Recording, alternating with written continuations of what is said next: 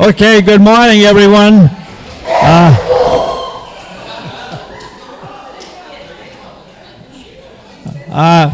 For anyone who was not here last month for our meeting, this month's going to be the dog program, and it's being presented by the District Attorney Tim Cruz, Plymouth County District Attorney Tim Cruz. So we want to get going with the program because he doesn't have too much time. So anyway, our speaker for June meeting will be Josh Cutler, who is now involved in the Boston State House. So he'll be here for June 3rd. Our own Halifax administrator, Cody Haddock, he will be here for the meeting on July 1st. So those are the two we have set up right now. So right now I'm going to give the program over to Tim Cruz. Thanks, Ken.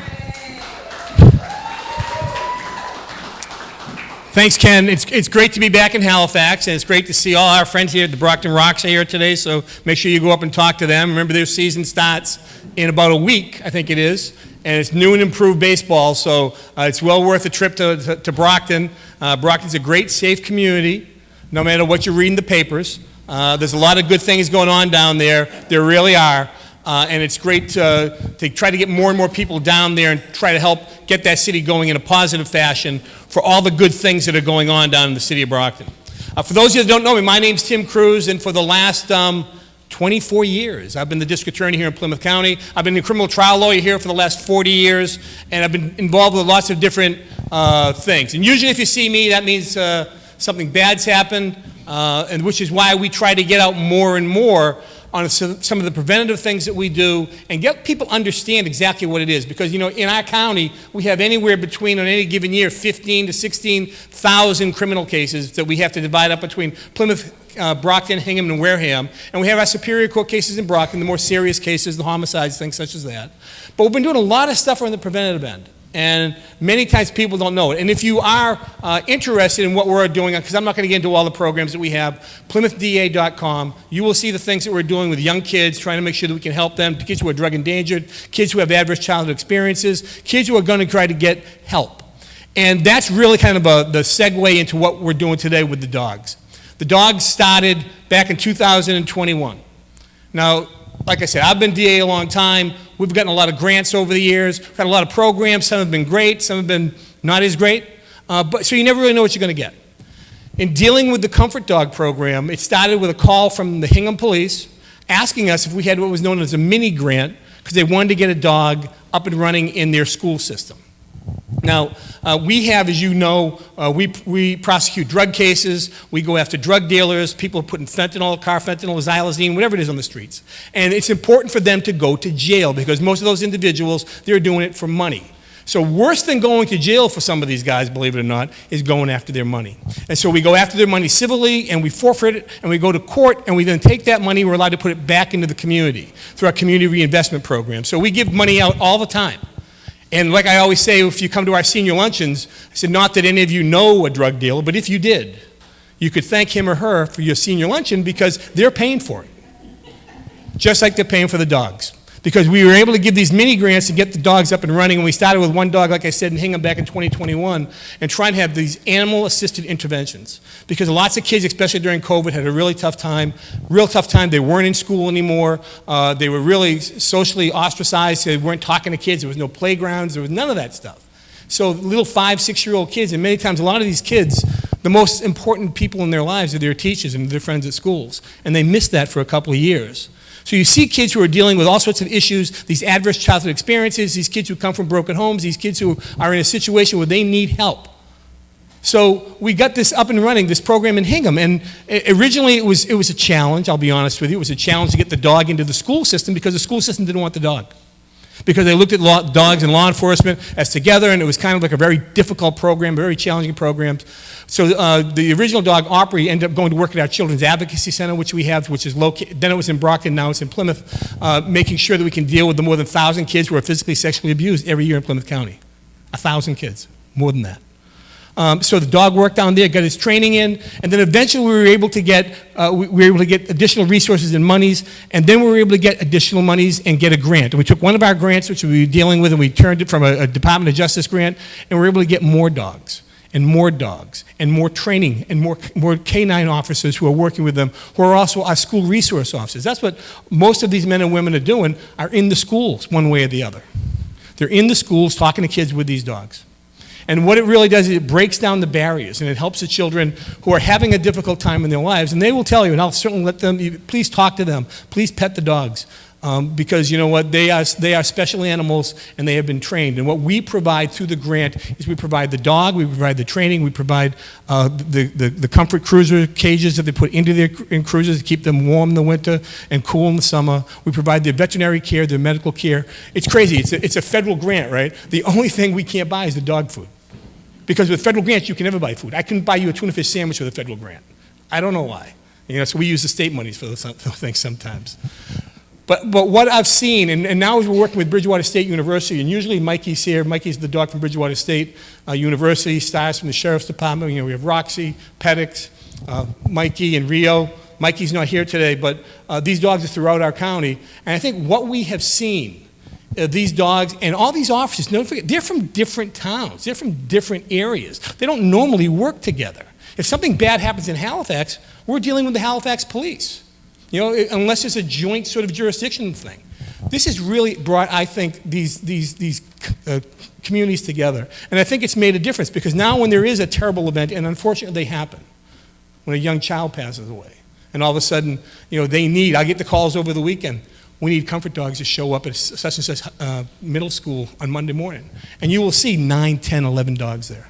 And they're just dealing with the kids and the trauma that they're dealing with and the problems that they're having in their lives. And all it really is try to help them as best as we can.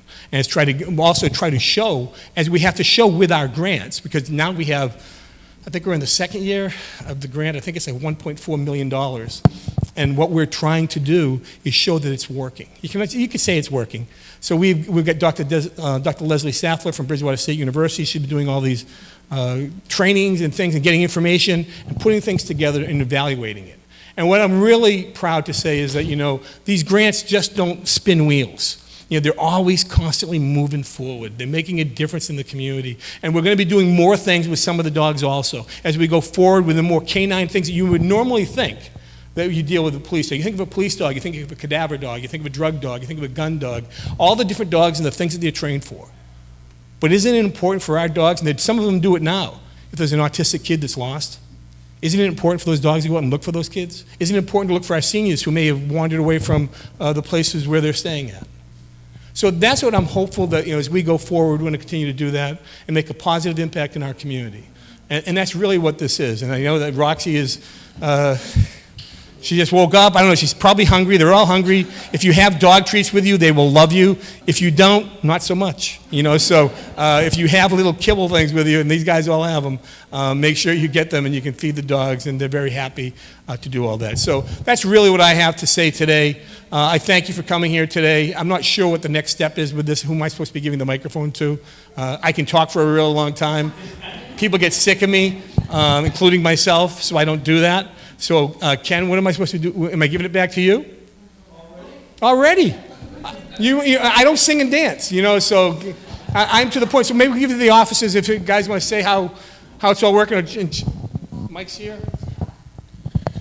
Hi, I'm Mike from Five Rings Canine Services in Hanson, and I work on the team for the Plymouth County Comfort Dogs. There are 4 trainers on the team. I think we have, 24 dogs now?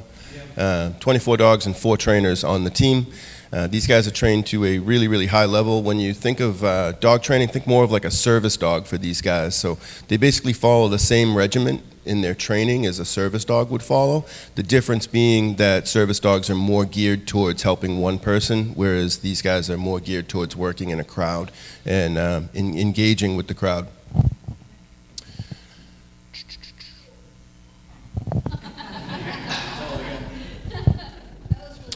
So I'll kind of explain a good way that I use Roxy recently. So I'm a part of a critical incident team. So what we do is we go out and we respond to officers that are part of critical incidents and trauma.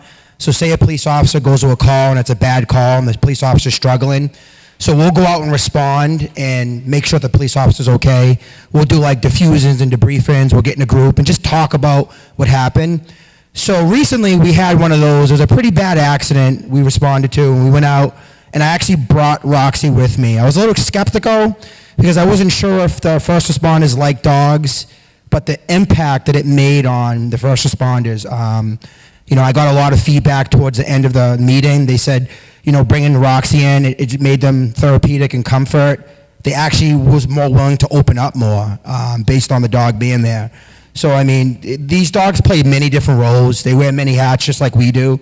So that was very encouraging to hear, me being pulled aside after that meeting, and cops that have 20 and 30 years on the job come to me and say, if that dog wasn't there, I don't think I would have talked. So that actually made me feel really good. So that was just one example that we use the dogs outside of the element of just community policing. And so this program is just awesome. I think Tim Cruz, I'm just grateful to be a part of it.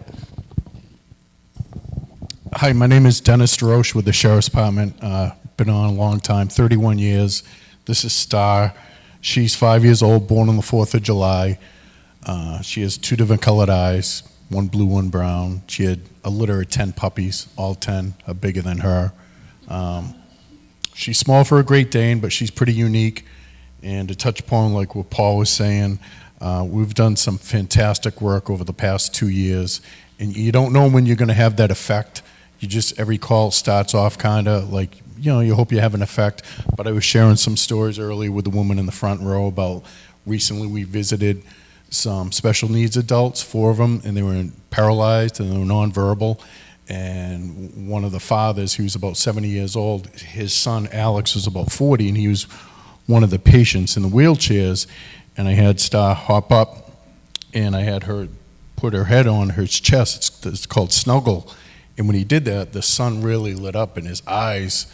I thought he was freaking out in a bad way, but the father grabbed me, and he's almost in tears, and he's like, you don't understand. Alex has been circling the drain, doing really bad recently. He just got out of the hospital. He had a respiratory infection for 10 days. This means everything to him. I haven't seen his face light up like this in over a year. This means so much. He's like, can we give you money? I'm like, no, we don't want any money. But you just never know when you're going to have that effect. Another story was sharing, we go to hospitals, nursing homes, and we recently met a woman that was 101 years old. And we don't take care of our elderly like we should. And, the family kind of tends to forget about the person in the home after a couple of years. So we go in, and we'll call her Alice. We visited Alice. She wants to tell us about every dog she's had for the past 101 years in order. And we spend 20 minutes with that person. And it's a win-win-win. It's a win for Alice. We affected her. That was the best day she's had in that month, maybe, I dare say, for the next year. It's a win for her, and it's a win for me. It makes me feel good. So you never know when you're going to get that impact, that home run, but it could happen at any time. Just to touch upon what the DA and Paul were saying, and Mike, we're doing some special stuff inside the schools with the kids. ADHD, kids on the spectrum. We help kids at the courthouse all the time with autism and stuff. They get balled up, they get jammed up, they get nervous going into court. I don't want to jinx myself, but she's rocked it. She's been successful almost every time we've gone into the court. So I wish this program was here 30 years ago. I don't know. It's an incredible job the DA is doing. Thank you. I don't know how to follow that. Sorry. Unbelievable. So my name is Leanne Marshalsea. I'm from the Hull Police Department. My partner's name is Pettix. He's named after the island, Pettix Island. He actually came with the name Bonzo, and I said, I'm not living with a Bonzo, so we got to do something about that. And then we put it out to the community. We came up with the name Pettix, and I think it's a perfect fit. Pettix is one of the dogs that DA Cruz was talking about that's cross-trained. So Pettix is, not only is he a comfort dog, but he's also trained in search and rescue. So he's not a bite dog. I know a couple of you are like, well, does he go after the bad guy? No. We only use him for things that are non-felonious, like he said, children with autism, maybe elderly people that drift away from home. Pettix actually had a pretty good save last year in the summer. It was a horribly rainy day in the summer, and we have this little 7-year-old autistic boy that left his house, crossed the main road, and we have all heard that normally autistic children are drawn to the water, and he was headed right for Nantasket Beach. And so we gave Pettix a pair of his pajamas that he was wearing, and within 6 minutes, Pettix was licking him on the rocks at Nantasket Beach. The parents were thrilled. So these dogs, yeah, that's for you, Pettix. Good boy. So these dogs have made such a huge impact in the community. I was not a believer. I'm kind of one of those people like, I don't know how this is going to work, but do you want to bring a dog to work every day? Yeah, cool, that sounds like fun. So I signed up, I went along, and even through the training, I was like, there's no way they're going to teach this dog to do these things. And I'll tell you, a dog is an incredible being. They know how to read the room. I've noticed that if you go into an area where you're with a group of people and you're there for some sort of a critical incident, for whatever reason, these dogs can pick out the people that need them the most. And they'll focus on those people, and they'll come and lay with those people. And I am such a huge believer in this program and what I've seen. Mike? You're saying mom needs therapy. Yeah, that's true. This is just such an incredible program, and I can't thank the DA enough for all of his support and kind of getting this going and letting us run with it. And we come up with crazy ideas, and he always supports our crazy ideas. And I'm just really happy to be here. And Pettix, you're a good boy.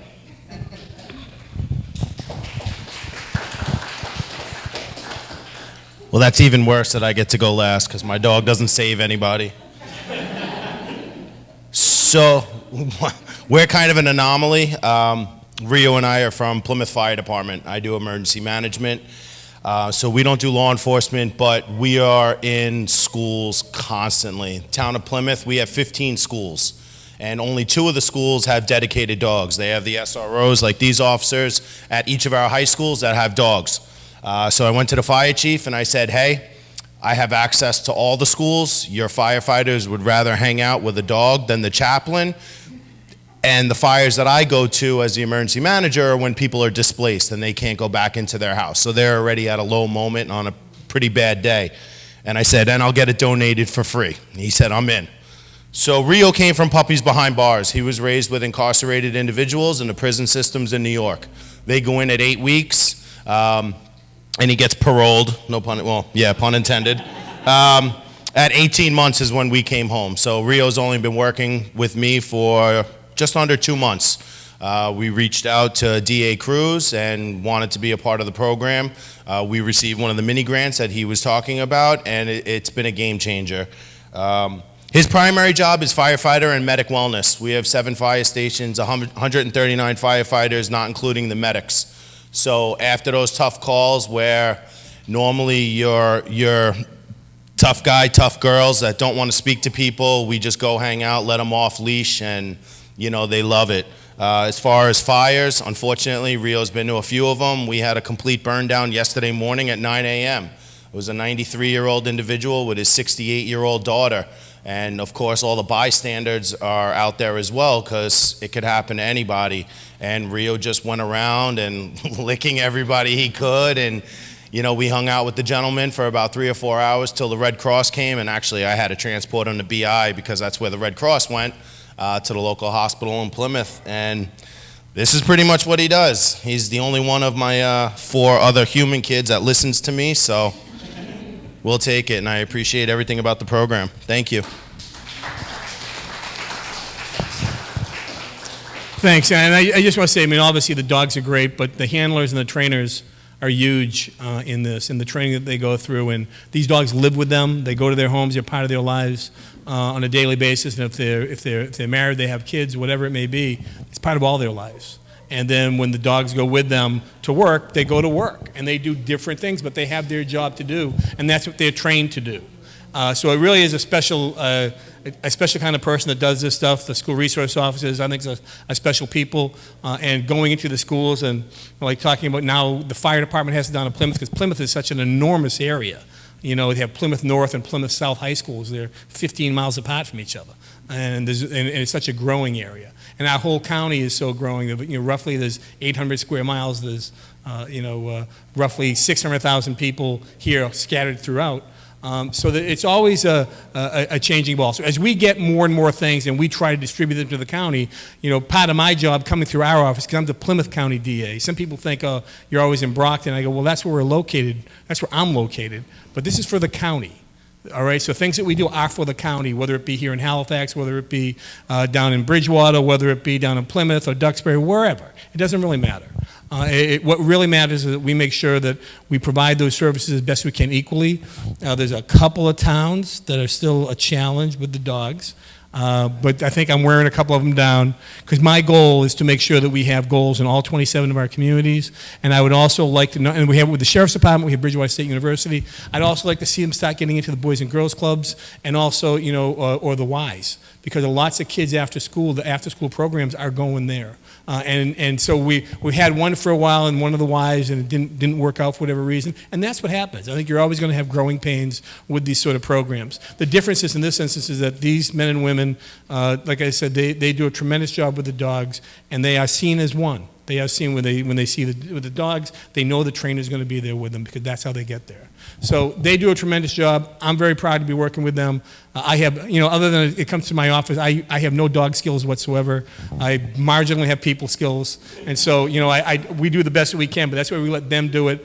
And I mean, look at Star. She, says it all right now. She is completely passed out lying over there. See, normally when I speak to a crowd, that's how most of the people are. So I don't talk that long. I don't talk that long because I don't want to put everybody to sleep. All right. So having said all that, what am I doing next? Hi, Darlene's here. Darlene, what's going on? Come over there. Am I giving you the microphone? Am I giving Ken the microphone? Yeah. We have a really exciting day today because we have a little of everything. I know. I see the baseball guy. The baseball guys, the Brockton Rocks are here, district attorney's here, and all the outreach, the girls and the dogs. I do have a question. So how long does it take to train a dog? Or is it just different depending on the breed? No. Roughly, it would take, the initial training is probably going to take you close to a year. So the initial training will take close to about a year to complete. These guys all have to go through 3 tests through the AKC. So there's the AKC Good Citizen Test, the Good Citizen Advanced, and the Urban Good Citizen Test. They have to pass all 3 to be on the team, and that would take between a year and a half, but about a year. But the training really never stops. So one of the things that we have to do is train them for any particular thing they might come across in the community, and we never know what we're going to come up with. There was an incident with sock puppets recently that was unpredictable. When are you going to train to run into sock puppets? But it happened. This morning we had some dogs moving over here that presented a little bit of a challenge, but it's all good opportunities to be out in the community and continue to train with them. So the initial training about a year to a year and a half, but the training continues weekly after that. Until we can get them to melt like Star melts, yes. It's very stressful being a company. So I also think with me, I try to find different things Roxy hasn't been exposed to get her exposed to it. So like on the days off, I'll try to find areas that she's haven't been exposed to. The main thing is getting them acclimated to all different types of environments. So they're not like shocked or alarmed in those environments. So it's kind of what I do, Roxy. It's a lifestyle being a handler, because these dogs come home with us, we're responsible for them 24/7. So I know we have some food rewards, so when Paris does the successful track, and she'll have his dinner at home, and that's his reward. So it is a lifestyle. It's not your 8 to 4 Monday through Friday, where you work at a bank, and at 4:01 you're not thinking about it. That's not the case. Tim.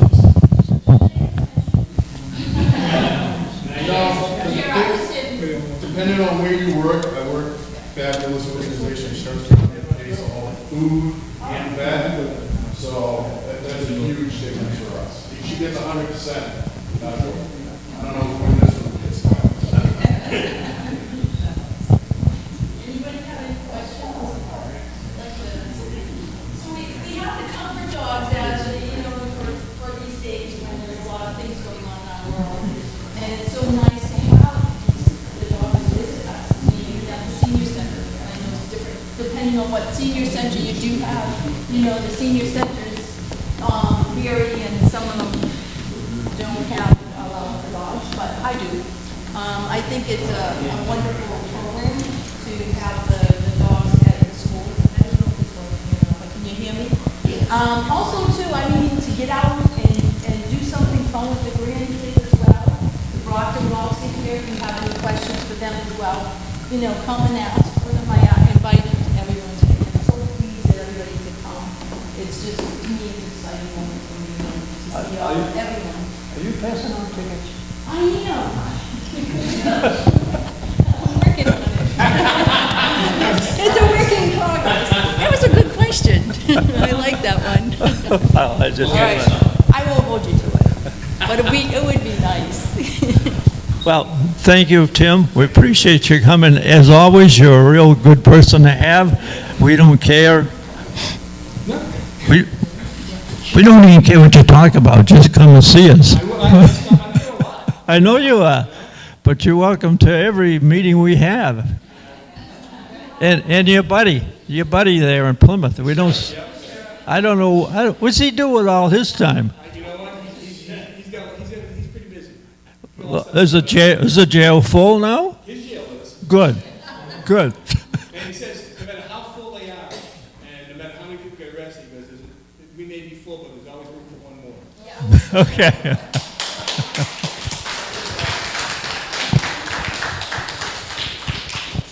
Well, we thank Tim Cruz for being here, and we thank all of these fellows and the women here with their dogs.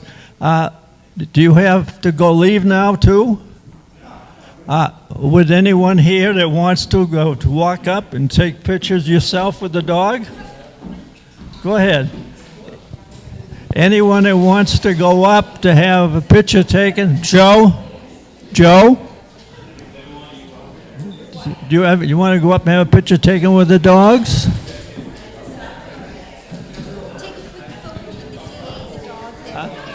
Can you take a quick picture with the DA, the dogs, and... Sure.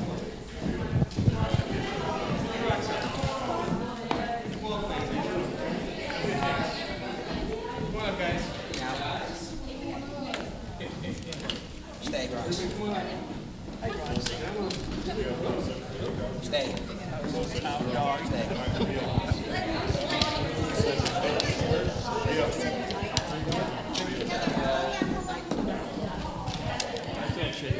She's talking, so I didn't know if she had more to say or what. Down.